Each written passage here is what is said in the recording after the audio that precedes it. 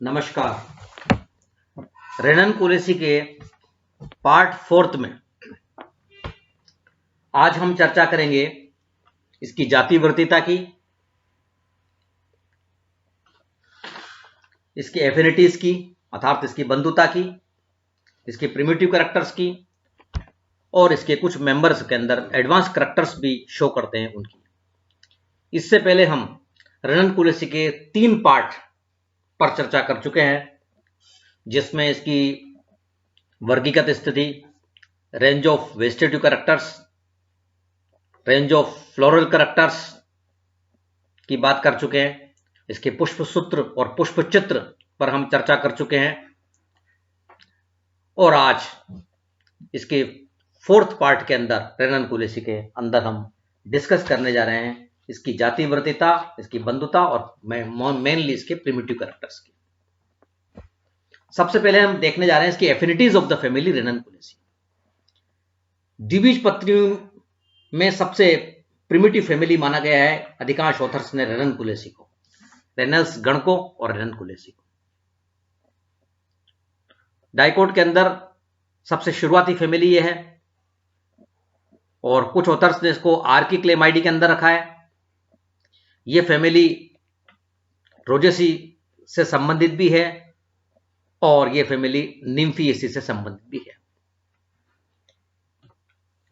The family of Ranunculaceae is one of the most primitive of the dicotyledons. द्विबीजपत्रियों की यह बहुत primitive family मानी गई है। Hutchinson, Bentham and Hooker have placed the family in the class of very early dicotyls. Hutchinson ने और Bentham Hooker ने इसको शुरुआती डाइकोटिल्स में रखा है। Engler, Rendle and others put the family under the Archichlamydeae. Engler ने, रेंडल ने और बहुत से ऑथर्स ने इसको आर्किक्लेमाइडी के अंदर रखा है। The family is in its close relationship with the monocotyledons due to the following facts. ये monocotyledons से संबंधित भी फैमिली मानी गई है। इसको हम कुछ उदाहरण से समझ सकते हैं। सबसे पहले tubular cotylar sheath formation and union of 2 cotyledons in Ranunculus fisaria. The sheath during germination is paired by epicotyle. Number 2, leaf vases are broadened into sheath and rhizome formation. Number 3, the course of vascular bundles and scattered arrangement in the stem of certain genera, example Simicifuga. Number 4, the endospermous seed with apical small embryo and copious endosperm. And number 5, lastly, the free carpels, the resemblance of flower with Alice Macy. ये हमने कुछ उदाहरण यहां पर लिए हैं जिसमें हमें देखते हैं कि एक क्लोज रिलेशनशिप मोनोकोटिलेडन्स के साथ भी रखती है और डाइकोट की कुछ फैमिलियों के साथ भी इसकी बंधुता है, जो हम बात यहां करते हैं। The family can be linked with Rosaceae on account of free and numerous stamens and carpels. इनकी संख्या को लेकर ये रोजेसी से संबंधित है। The dimorphic leaves and hypogynous flower of Renan Kulesi trace the relationship with the family Nymphaeaceae. इन बंधुता को लेकर हम इसको Nymphaeaceae के साथ संबंधित करते हैं। तो ये हमने बात करी इस फैमिली की, रेनन कुलेसी की बंधुता की। इसकी जाति वर्तीयता, इसको और आगे बढ़ाते हुए हम बात करेंगे इस फैमिली के प्रिमिटिव कैरेक्टर्स की और ये फैमिली प्रिमिटिव मानी गई है। अपवाद स्वरूप इसमें कुछ एडवांस कैरेक्टर भी हैं, बाद में चर्चा करेंगे। यहां हम देखने जा रहे हैं प्रिमिटिव कैरेक्टर्स ऑफ रेनन कुलेसी। जो रेनन कुलेसी फैमिली है उसके आदिम लक्षण, उसके आद्य लक्षण, किस वजह से इसको प्रिमिटिव कंसीडर किया गया, प्रिमिटिव माना गया। इसके बहुत सारे बिंदु हैं जिन पे हम बात करते हैं। अधिकांश जो प्लांट टेक्सोनोमिस्ट हैं उनके अनुसार रेनन कुलेसी द्विबीजपत्री पौधों का सर्वाधिक आदिम या पुरोगामी अर्थात प्रिमिटिव कुल माना गया है, क्योंकि इसमें निम्न लक्षण पाए गए हैं जिन पर हम बात करने जा रहे हैं। Number 1, perennial habits of some members. इसके जो कुछ मेंबर्स हैं इस फैमिली के, वो बहुवर्षीय स्वभाव रखते हैं। Number 2, leaves with reticulate venation, जालिकावत शिराविन्यास पाया जाना पत्तियों के अंदर। नंबर 3, फ्लावर्स हर्मेप्रोडाइट, अर्थात जो पुष्प हैं वो द्विलिंगी हैं। हालांकि अपवाद भी हमने एक देखा था, पर हर्मेप्रोडाइट मेनली। Actinomorphic symmetry. नंबर 4, जो पुष्प समिति है वो त्रिज्या सम्मित पुष्प है। पुष्प उभयलिंगी है, पुष्प त्रिज्या सम्मित है। तो त्रिज्या सम्मित होना एक प्रिमिटिव कैरेक्टर है जो इस फैमिली में होगा। सिर्फ डेल्फिनियम एक अपवाद के रूप में यहां पर देखेंगे। और पुष्प की जो प्रवृत्ति है, टेंडेंसी, वो स्पाइरोसाइक्लिक फ्लावर है, अर्थात सर्पिल चक्रिक पुष्प का होना प्रिमिटिव कैरेक्टर है। इनके जो स्टेमेंस है, जो कार्पल्स हैं, वो स्पाइरली अरेंज्ड होंगे, पूरा पुष्प स्पाइरोसाइक्लिक होगा। और जो बाह्य दलपुंज और दलपुंज हैं वो मुक्त होंगे, फ्री होंगे, जुड़े हुए नहीं होंगे बल्कि फ्री होंगे। Calyx and Corolla free. और 7वें बिंदु में हम देख रहे हैं स्टेमेंस और कार्पल्स की संख्या को लेकर, पुंकेसरों की अंडकों की संख्या को लेकर। Many numbers of stamens and carpels, पुंकेसरों और अंडकों की संख्या असंख्य, अनंत है या बहुत ज्यादा संख्या के अंदर हमें नजर आ रहा है। जैसे मैंने स्टेमेंस की बात करी और उदाहरण से समझा भी, रेननकुलस स्क्लेरेटस, रेननकुलस म्यूरिकेटस, अर्थात रेननकुलस की जो प्रजातियां हैं उनके अंदर असंख्य पुंकेसर है। डेल्फिनियम में 15 है। और भी उदाहरण हमने वहां पे लिए थे जिनके अंदर पुंकेसरों की संख्या को कंसिडर किया था। जैसे एक्विलिजा में 50 पुंकेसर है लगभग, नाइजेरिया में 32 पुंकेसर है। इस प्रकार नंबर ऑफ स्टेमेंस ज्यादा है।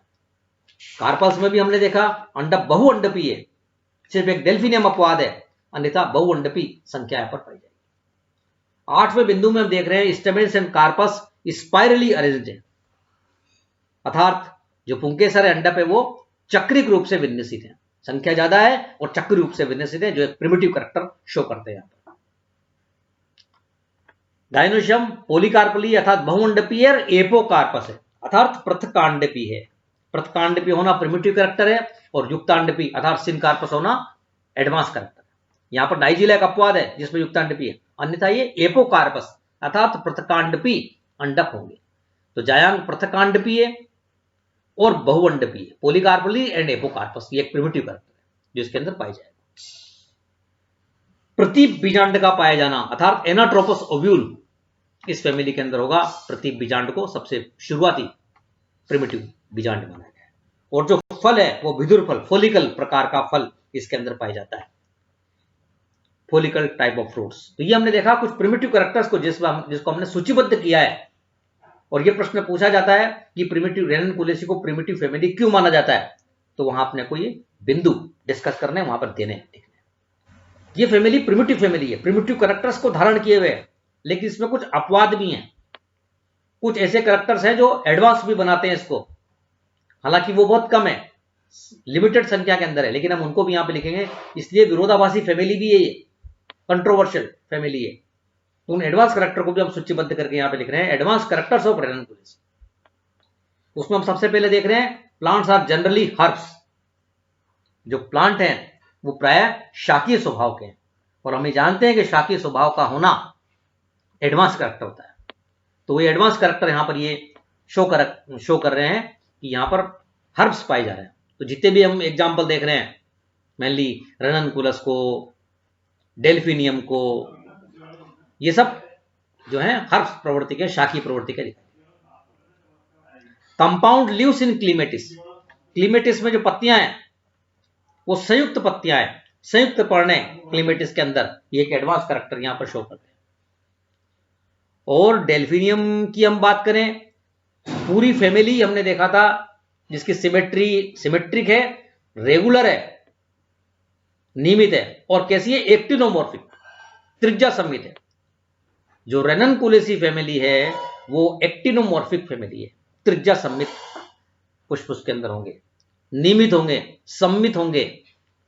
लेकिन जो डेल्फिनियम है उसमें पुष्प होगा एक व्यास सम्मित अर्थात जाइगोमॉर्फिक। एसिमेट्रिक होगा, ये अनियमित होगा। इर्रेगुलर अर्थात अनियमित होगा डेल्फिनियम।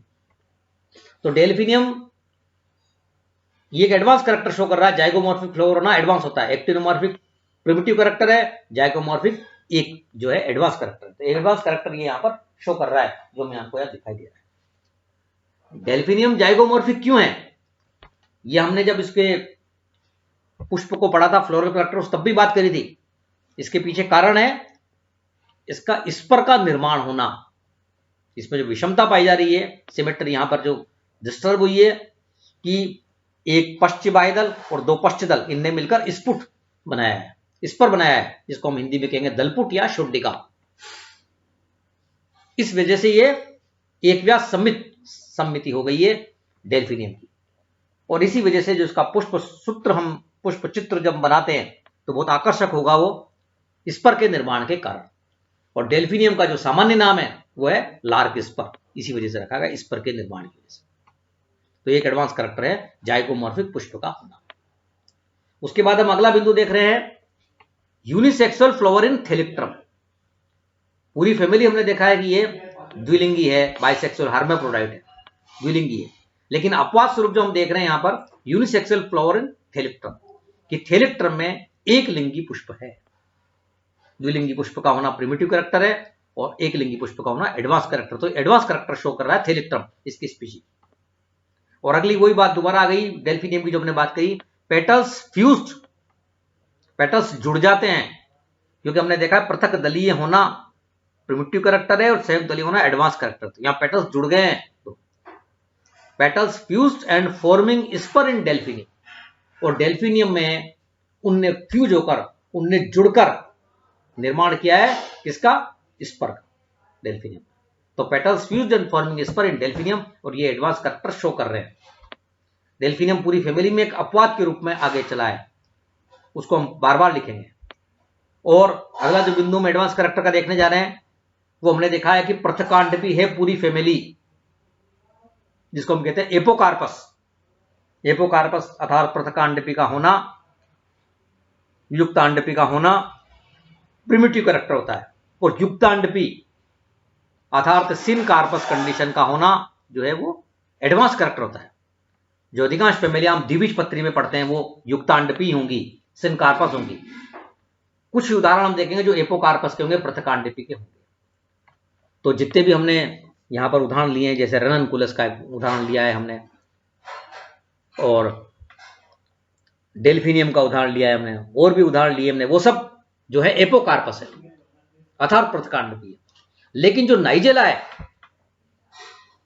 जिसका हम आर्थिक महत्व भी आगे जाके पढ़ेंगे, उस नाइजेला के अंदर जो जायांग है वो युक्तांडपी प्रकार का होगा, सिनकार्पस प्रकार का होगा।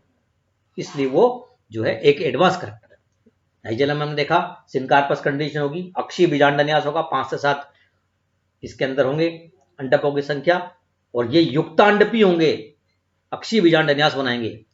तो सिनकार्पस का होना एडवांस कैरेक्टर है, वो नाइजेला वहां पर शो करता है। तो ये हमने यहां पर कुछ छांट कर कैरेक्टर्स को ढूंढ के लिखे हैं, जो रेननकुलेसी के कुछ एग्जाम्पल हैं जो एडवांस कैरेक्टर शो करते हैं। बाकी ये फैमिली प्रिमिटिव फैमिली है, प्रिमिटिव कैरेक्टर इसमें ज्यादा होंगे, लेकिन अपवाद स्वरूप जो एडवांस कैरेक्टर हैं उनको भी हमने यहां पर कोट करके लिखा है। जैसे क्लीमेटिस में क्या हो रहा है, डेल्फिनियम में, थेलिप्ट्रम में, नाइजेला के अंदर जो हमने लिखा है वो एडवांस कैरेक्टर जो यहां पर शो करता है। तो आज हमने रेननकुलेसी के 4th पार्ट के अंदर ये बात करी सबसे पहले इसकी जाति वृत्तिता की, इसकी बंधुता की, बंधुता है जाति वृत्ति संबंध की, फिर इसके प्रिमिटिव कैरेक्टर्स, और फिर इसके एडवांस कैरेक्टर जो बहुत कम है इसमें लेकिन दिखाई दे रहे हैं, उनकी बात हमने इसमें करी। रेननकुलेसी फैमिली एग्जामिनेशन में बहुतायत से पूछी जाती है, बहुत बार पूछी गई है, पूछी जाती है। और इसमें एग्जामिनर की जो पहली पसंद होती है वो प्रश्न पूछा जाता है इसके जातिवर्तिता, इसकी बंधुता की विवेचना कीजिए। Discuss the phylogeny and affinities of family Ranunculaceae. और साथ में इसके प्रिमिटिव कैरेक्टर्स की को सूचीबद्ध कीजिए, इसके आदिम लक्षणों को दीजिए। यही रेननकुलेसी प्रिमिटिव फैमिली क्यों मानी जाती है, why we considered it is primitive family, वो यहां पर हमें देने हैं। धन्यवाद।